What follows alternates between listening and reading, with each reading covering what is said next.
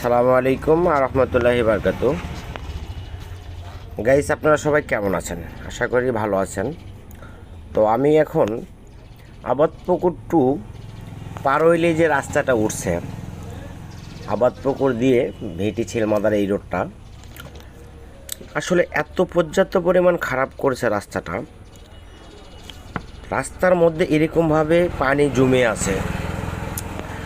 আমরা বাংলাদেশের মানুষ, আমরা সচেতন নই, তাই কিন্তু আমাদের এই রাস্তার এই হাল। রাস্তা করার সময় যদি আমরা প্রতিবাদ করতাম তাহলে কিন্তু এই রাস্তাটা এরকম হতো না। তো যে কন্ট্রাক্টর এই রাস্তাটা করছে, যদি আমি তারে পাইতাম যে কি করতাম নিজেও বুঝতে পারতেছি না। যে রাস্তা দিয়ে যখনই কেউ যাচ্ছে এই পানিগুলো ছিটে ছিটে মানুষের গায়ে পড়তেছে।